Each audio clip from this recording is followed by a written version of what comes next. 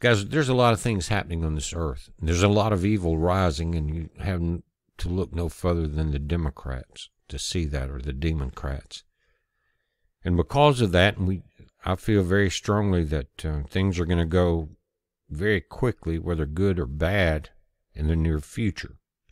So it's time to be enlightened. It's time to be aware of certain things. You're looking at Ezekiel chapter 1, verse 4, and I'll get into that in just a moment. But everyone is very familiar with the Phoenix Lights. What is that, 79, guys, something like that? But in 2013, something happened to me.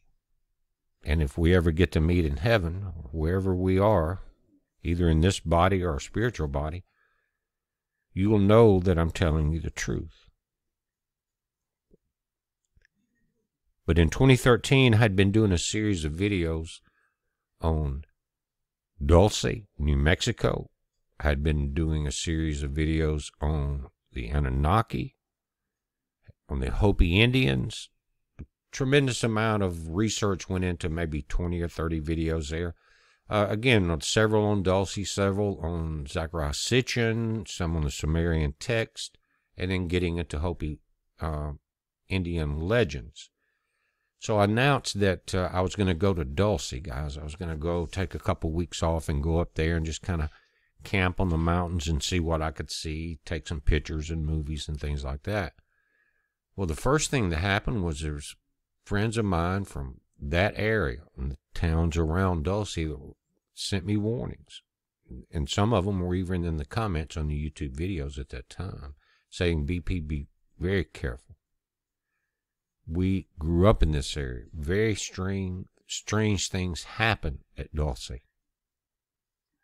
You need to keep your eyes open. You don't know what you're getting into. Things like that, right? And another thing that happened, and at the end of this experience, which I haven't gotten to the middle part about, but the end of it was, as I reported it to different UFO reporting agencies, UFON, Marzulli, other people that were writing books about this, I was ignored. And I think it was because I was so close to the truth, as we've seen before. But anyway, again, I've done these videos, getting ready, headed out to Arizona. Well, at that time, our son was, he had done 7 years in the Air Force. He, at that time, was at Luke Air Force Base in Phoenix. So we decided to go through Phoenix, go north, and then come back through Dulce, New Mexico, on the way back to Mississippi. The strangest thing happened. And I didn't get to video it, but hundreds of people, thousands of people saw what I saw, and it was even reported on the CBS News the very next morning there in Phoenix. And at the end of this video, I'm going to play you that news report. But I saw it the night before the report came out. But let me say this. It was the second basic major sighting of the Phoenix Lights. Now, I go to Phoenix, and it was a sidetrack deal. In other words, I was going to go to Dulce first, and then we decided to go south, come through Phoenix, see our new grandson, go by Luke Air Force Base, get to check all these things out. And our son had an apartment.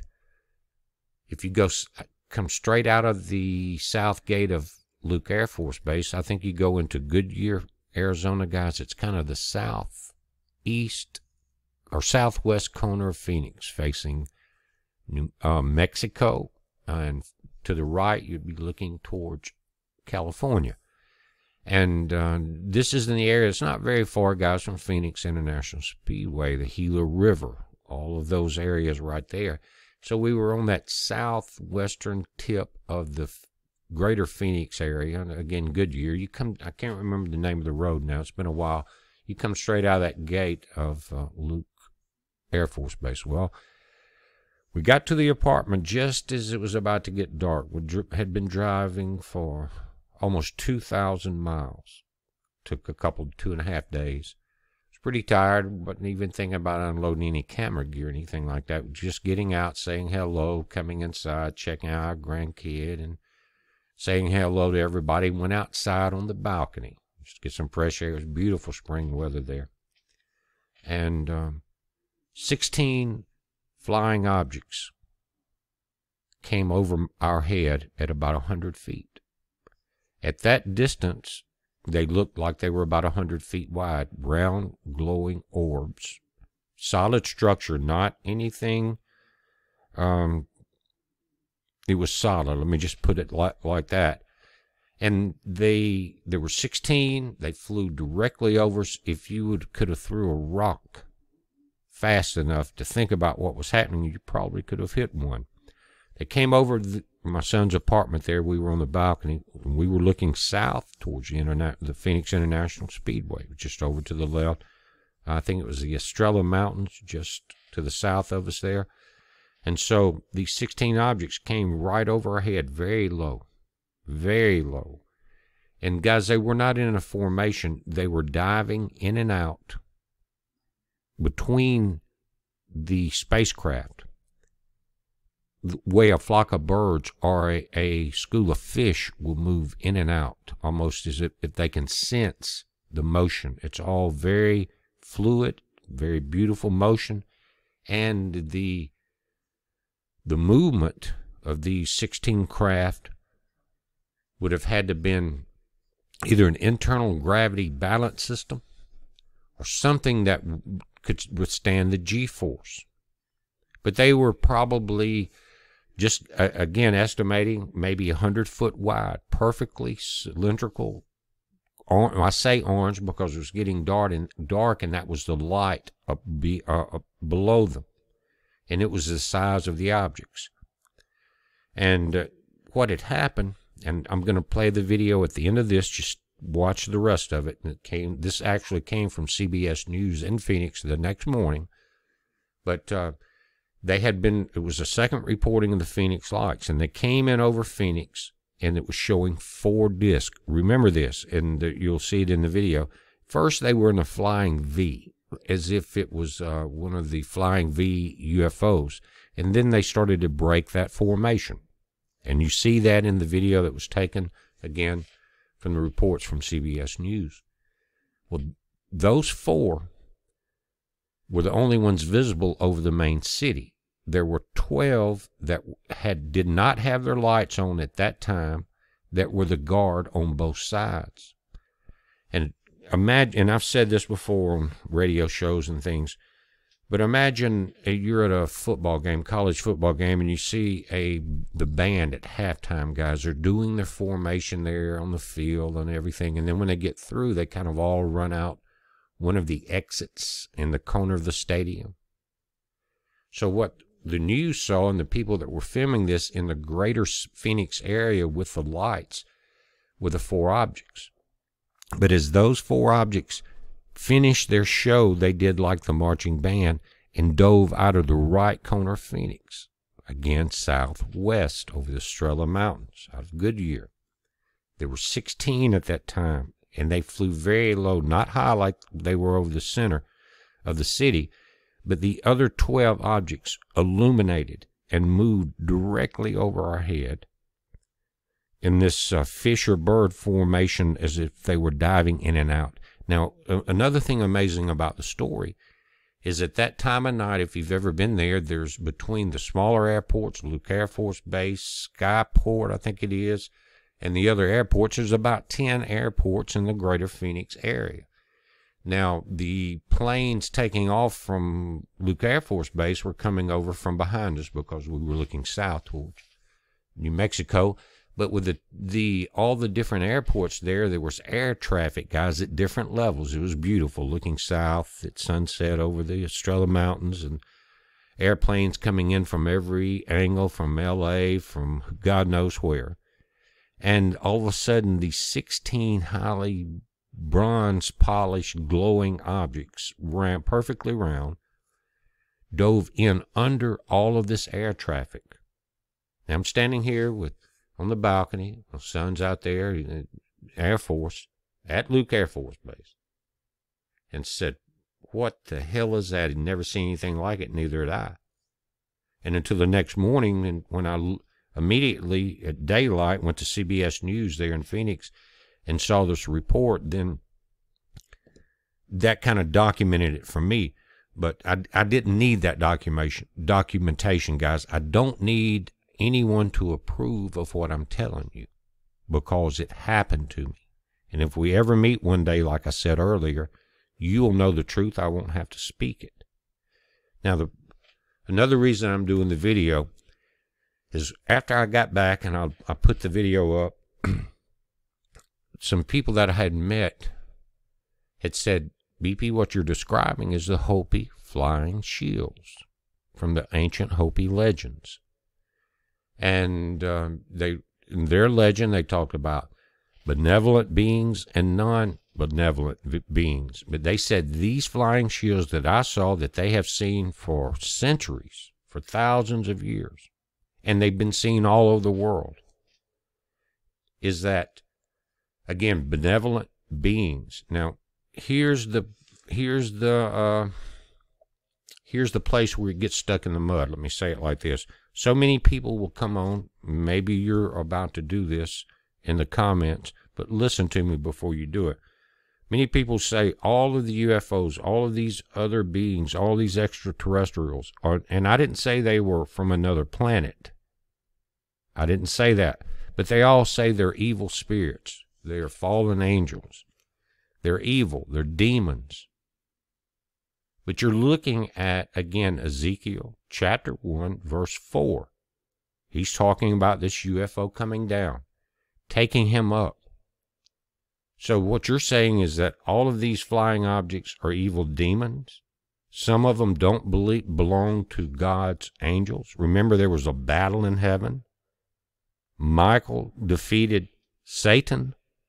So you can't say all of these beings are evil. You can't say that, or you go against this very verse. Let me read a little bit of it, and then I'm going to play the video from the day, the first day I was there in Phoenix. But Ezekiel 4 says, as I looked, behold, a stormy wind came out of the north, and a great cloud with brightness around it, and fire flashing forth continually, and in the midst of the fire, as it was gleaming, metal. Now, guys, you're going to have to read the rest of this. But, again, before you say, BP, what you're talking about is evil entities, when the Hopi was telling me that they were not, and the Bible tells me that we have two types of beings that can appear on earth, or from wherever they come, whether it's underground as in Dulce or in Revelation, whatever it is. Guys, there are two. If not, Ezekiel was lying. Think about that. But tomorrow night, guys, 7 p.m. Central on Blog Talk Radio, I'll put the link below. I'm going to go into this in a little more detail, and I'm going to take questions. Many of you have had the same experiences as I have. Maybe this one's a little different, but it's 100% true. But what I want to do is, unlike the way MUFON did me, and the way that I was ignored again by some of the people that I mentioned, that were, one of them was doing a book, Mr. Marzulli, and he knew who I was and ignored the story. Why? Because it was beyond their narrative, beyond their comprehension, and 99% of the people that write these UFO stories are writing them from the experiences of other people. Most of them have never seen or experienced a UFO more. And not, especially, guys, let me say this, when you're going into that area to look for them, you put it out on the internet, hundreds of thousands of people know you're going there. Do you think that someone with higher intelligence, a group of people like that, can't watch TV? You don't think they can keep up with the internet? Do you think possibly some of that technology came from them? They know. If you think Google knows what we're doing, imagine these beings. Go back to Tesla, go back to Germany. But not all of these are evil beings. And if you say that, BP, you're lying, then you go to the Old Testament and you say that that's a lie, because there are benevolent beings that travel in this way. But again, Blog Talk Radio tomorrow night, 7 p.m. Central. Don't miss it. I'm going to go into it. Guys, I had a very extensive video on this and one of the ones that were taken down. And something like this, when it happens, you will never forget it. You may never fully understand it in this earth body.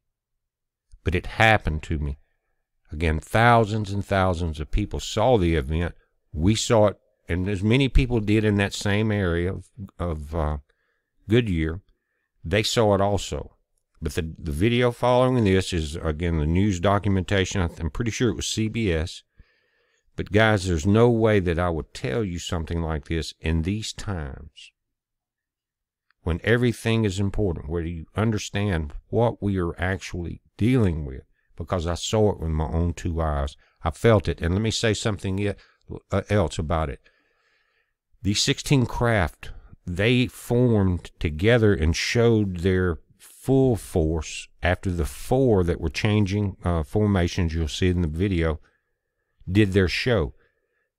As I did the video, after I did the video about it then, in 2013, I was contacted by people from Denver, Colorado. Remember, I saw these 16 objects come out of Phoenix, head south over the mountains towards New Mexico. 1 hour later, 16 objects were the same ones, or they looked like the same ones, were reported flying in the opposite direction over Denver, Colorado. But, guys, there's a lot of things that we're going to see. Listen to me. In these end times. And the reason I would go back and put myself up for ridicule on a video like this is because it's important that we understand. This is a heads up, guys. Be safe. The 4 lights were in a rectangular shape and actually went into a triangle. Coming in a triangular shape now. The triangle is facing east. The point of the triangle, there's a blink there on the other light. Well, you know, when I first saw it, I was kind of shaking a little bit with the camera because you just don't know what you're looking at. So it's a unique experience. But I hope tomorrow we'll have it identified and we'll laugh about it. A large red advertising balloon hovers over North Phoenix, the same area where 4 mysterious red lights appeared Monday evening. It was definitely unique. I'd never seen nothing like it before. Bob Brown and his roommate took 40 pictures of the red lights, and they weren't alone in capturing the mysterious event. My wife told me to grab my camera. She was out front. Scott Cancelosi's video shows the lights slowly moving around each other just around 8 last night. For 15 minutes, residents were amazed as the red lights formed various shapes. To be honest with you, I still don't believe what I saw last night. Officials with the FAA, NORAD, and the Air Force say they can't explain what created the red images. Last night's sighting brings back eerie memories of a similar event in 1997 when a mile-wide V-shaped formation of lights hovered over the city. The Air Force identified them as flares used in a training mission, but some residents now think the lights could be a sign of other life forms. Very exciting. Like I said, my husband and I, we've discussed it before and said I think there's so much out there we don't know about, and I think we would be ignorant to think that there's not life on another planet. I think maybe it's cold where they live and they're coming here to warm up.